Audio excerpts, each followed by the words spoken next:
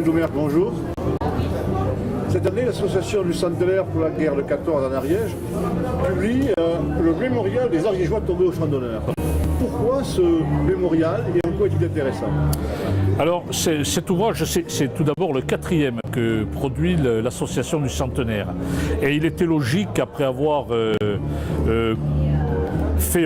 réalisé un premier ouvrage sur le 17e corps d'armée et l'ensemble des Ariégeois ayant participé à la Grande Guerre, de sortir un ouvrage qui reprenne et qui fasse figurer les morts, les Ariégeois tués au champ d'honneur.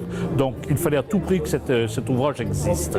Et il aurait été souhaitable qu'il répertorie les 8000 noms d'Ariégeois qui sont tombés au champ d'honneur. En fait, nous avons à peu près 7000 noms dans cet ouvrage. Pour différentes raisons, il a été très difficile d'aller au-delà. Mais 7000 noms, croyez-moi, c'est déjà pas mal, d'autant plus qu'un tel ouvrage n'existe pas, n'a pas existé préalablement.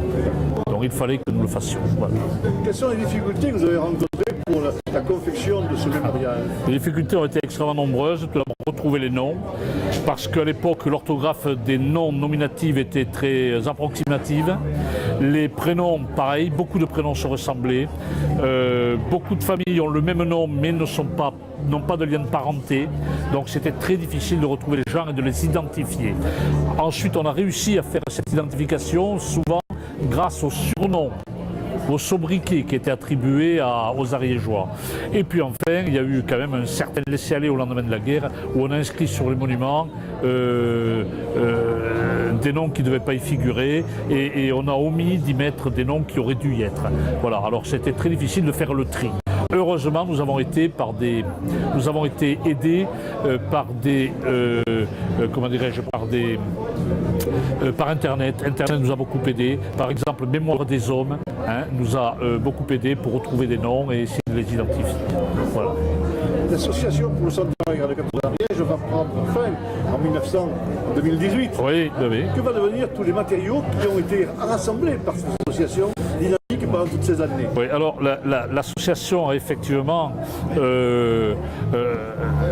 reçu énormément de dons, d'objets, de livres, de courriers, de lettres. Et tout ça, évidemment, n'appartient pas à l'association, ne m'appartient pas à moi en nom propre, et tout cela doit retourner au public d'une manière ou d'une autre. Alors, le meilleur moyen que nous avons trouvé, c'est de rassembler tous ces matériels de mémoire, de les rassembler dans un lieu dédié, un espace mémoriel en quelque sorte, qui pourrait se situer à Pamiers, qui se situera certainement à Pamiers, avec l'autorisation et le soutien de la ville, bien entendu, et où le public pourra retrouver ces matériels et en prendre connaissance. Voilà, donc la création, pas d'un musée, le terme n'est pas le bon terme, mais un espace mémoriel. Voilà. Merci, mais c'est un moyen ainsi de rendre hommage à tous ceux qui sont les oubliés de l'histoire. Voilà, exactement. Exactement. Ça fait partie de notre mission. Notre mission, en tout premier lieu, a pour but de transmettre la mémoire de ces gens-là aux jeunes générations et parfois, hélas, aux plus anciens qui eux aussi ont oublié. Voilà.